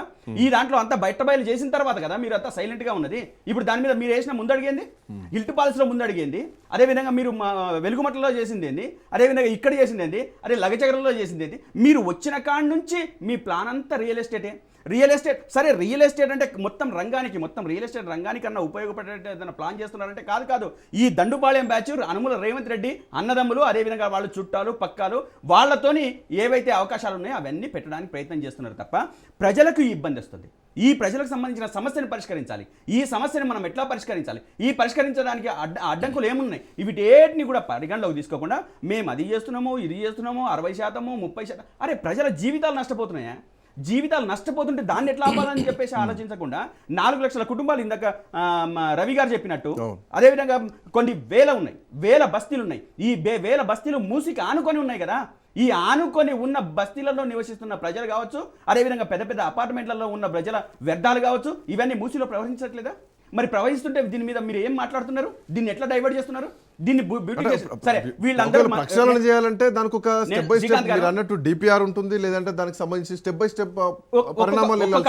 ఇప్పుడు తను చెప్పినట్టు సబర్మతి రివర్ ఫ్రంట్ ఏదైతే చేసిండ్రో దాదాపు 20 సంవత్సరాల క్రితం ఏదైనా ప్రారంభించారు. అంటే దానికి ఒక పద్ధతి పాటించారు. సరే అది దాంట్లో ఎంత నష్టపోయింది ఎంత నష్టపోలేదు దాన్ని కూడా మాట్లాడుకోవచ్చు, తప్పేం లేదు. నేనేమంటున్నానంటే ప్రజలు నష్టపోతే వాళ్ళ జీవితాలు ధ్వంసమైతే అది కూడా మాట్లాడదాం, అది ఎవరు చేసినా మాట్లాడదాం. కానీ వాళ్ళకు మెరుగైన ప్రత్యామ్నాయం అందించకుండా, మెరుగైన జీవితాన్ని అందించకుండా వాళ్ళు స్వతహాగా కష్టపడి పైసా కూడబెట్టుకొని వాళ్ళు ఈఎంఐలు కట్టుకొని ఈఎంఐలు క్లియర్ అయిన తర్వాత నువ్వు పరకో ఇచ్చేసి నువ్వు ఎల్లగొడతానని చెప్పేసానంటే ఎట్లా కరెక్ట్ అవుతుంది? అదేవిధంగా నువ్వు ఈరోజు నువ్వు బ్యూటిఫికేషన్ మొదలుపెట్టినావు అబ్బా, డిపిఆర్ ఇది ఇప్పుడు 150,000 కోట్లు మేము ఎప్పుడు అన్నామని చెప్పేసి మాట్లాడుతున్నారు. 5,000 కోట్ల రూపాయలు ఒక్క నిమిషం 150,000 కోట్ల రూపాయలు ఖర్చు అవుతుందని మాట్లాడింది ఎవరు? ప్రతిపక్షాల స్వయాన ముఖ్యమంత్రే కదా ప్రెస్ మీట్ లో మాట్లాడింది. 150,000 కోట్ల రూపాయలు తర్వాత వారం రోజులకు ముఖ్యమంత్రి 150,000 కోట్లని ఆయన నోటితో అన్నారు. ఆ తర్వాత జూపల్లి కృష్ణారావు 75,000 కోట్లు అని చెప్పేసి ఆయన అన్నారు. మొన్న మహా అయితే 100-200 కోట్లు గాంధీ సరోవర్ కోసం అని చెప్పేసి మళ్ళా ముఖ్యమంత్రి అన్నటువంటి మాట. కూల్చే వ్యవహారం చూస్తే దరిదాపు 40-50 కిలోమీటర్ల మేర కట్టడాలు పోతున్నాయి. సరే ఇండ్లు పోతున్నాయి అంటే ఇండ్లతో పాటు ఇందాక నేను చెప్పినట్టు చారిత్రక కట్టడాలు కూడా దీంట్లో ఉన్నాయి కదా. City college symbol of Hyderabad, high court Hyderabad symbol గానే ఉంది. అటు ఉస్మానియా హాస్పిటల్ ఆల్మోస్ట్ నిజాం కాలం నుంచి ఉన్నటువంటి ఒక చారిత్రక కట్టడం, ఇవన్నీ పోతున్నాయి. ప్రభుత్వ ఉద్దేశం ఏముంది అంటే డిపిఆర్ లేదు ఇప్పటి వరకు, డిపిఆర్ లేకుండా కేటాయిస్తామని చెప్పేసి అంటారు. మళ్ళీ 150,000 కోట్ల రూపాయలు ఎట్లా కేటాయిస్తారు, ఏ విధంగా కేటాయిస్తారు, డిపిఆర్ ఉందా అని చెప్పేసి అంటే డిపిఆర్ రవి గారు వెయిట్ చేస్తున్నారు. రవి గారు ఏం చెప్పాలనుకుంటున్నారు? ఇప్పుడు శ్రీకాంత్ గారు ఆయన మూసికి అసలు మీరేం చేశారని చెప్పేసి అడిగిండ్రు.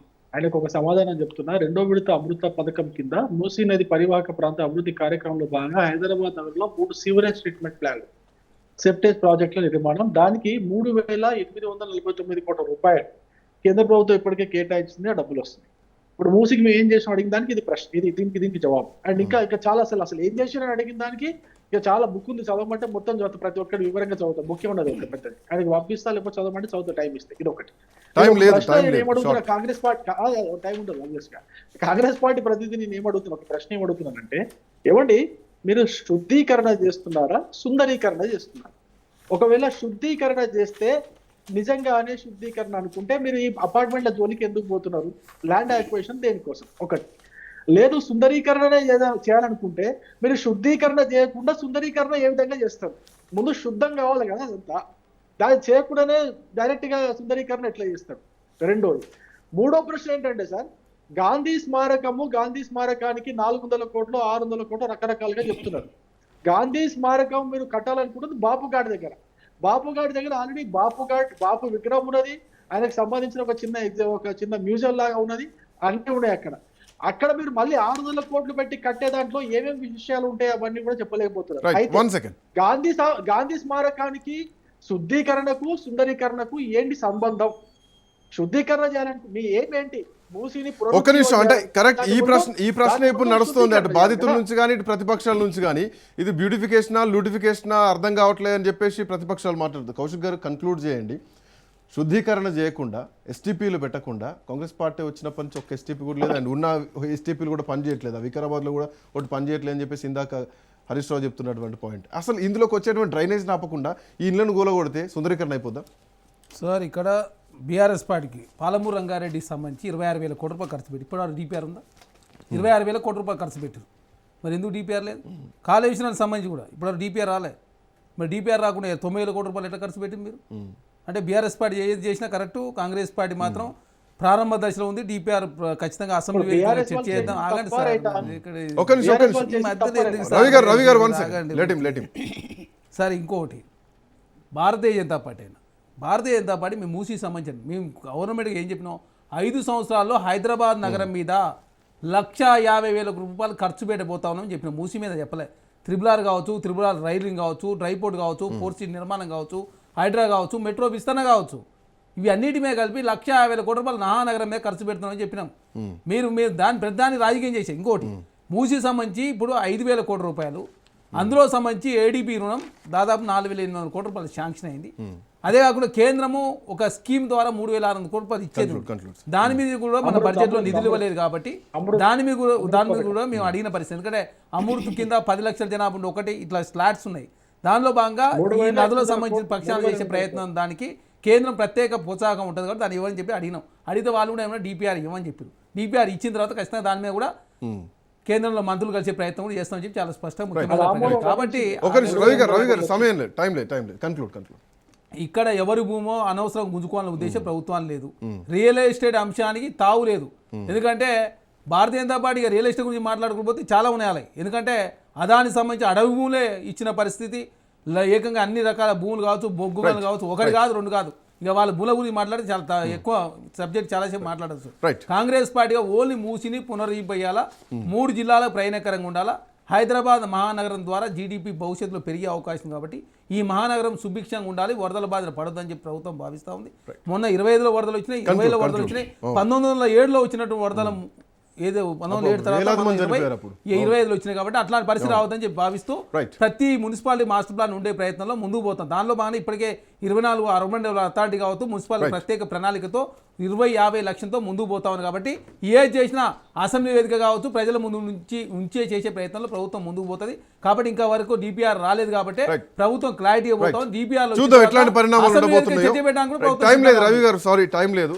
So Musi project, Musi river front సంబంధించి ముఖ్యమంత్రి ఈరోజు సాయంత్రం 6 గంటలకు తాజ్ కృష్ణ హోటల్లో 500 మంది మేధావులతో పీపీటీ ప్రజెంటేషన్ ఇవ్వబోతున్నారు.